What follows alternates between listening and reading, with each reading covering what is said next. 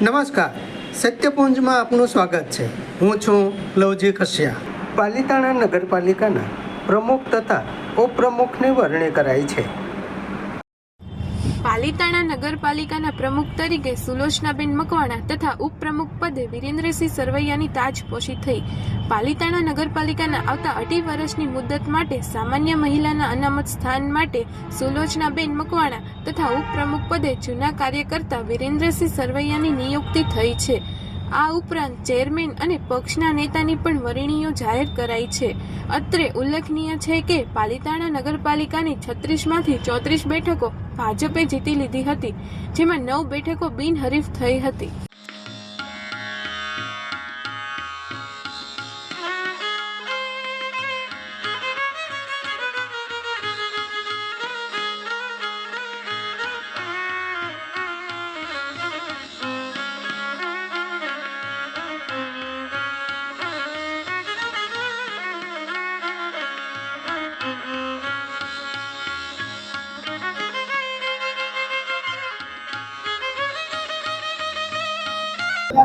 પાર્ટીનો સુલોચનાબેન જે પ્રમાણે પ્રમુખ પદે તરીકે નામ જાહેર થયું છે, કેવા કામ થશે આગળ, લોકો માટે કેવા કામ કરનાર છો?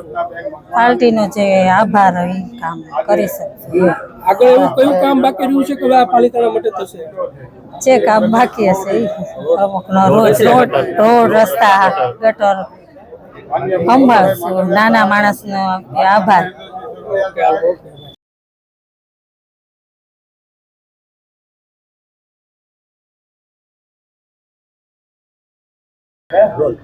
વિરુભાઈ, શું કહેશો? ઉપપ્રમુખ તરીકે ચાર્જ સંભાળ્યો છે, પ્રમુખ તરીકે સુલોચનાબેનનું નામ જાહેર થયું છે।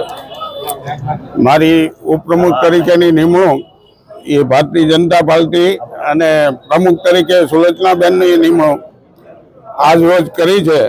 એ માટે હું ડૉક્ટર મનસુખભાઈ માંડવિયા સાહેબ, મહેન્દ્રસિંહ સરવૈયા, ધારાસભ્ય ભીખાભાઈ બારૈયા અને જિલ્લા પ્રમુખ દિગુભા ગોહિલનો હું ખૂબ ખૂબ આભાર માનું છું। બીજું કે અમારી નિમણૂક એ થઈ છે એની અમે ખાતરી આપીએ છીએ। પાલિતાણાના વિકાસના કામમાં અમે સંપૂર્ણ જે કાંઈ અમારાથી બનતી કોશિશ હશે એ અમે સંપૂર્ણપણે વિકાસના કામો કોઈ રીતે પૂર્ણ કરશું અને પાલિતાણાની પ્રજાને એટલો વિશ્વાસ આપીએ છીએ કે આપના જે કાંઈ કામ બાકી છે, જે કાંઈ વસ્તુ છે એ વિકાસના કામો અમે પૂર્ણ કરશું અને ભારત માતા કી જય।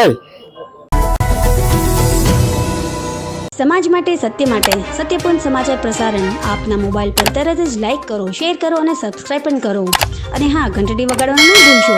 આભાર। સમાજ માટે સત્ય સાથે સત્યપૂર્ણ અહેવાલ, સમાચાર તથા જાહેરાત પ્રસારિત કરવા સંપર્ક સાધો।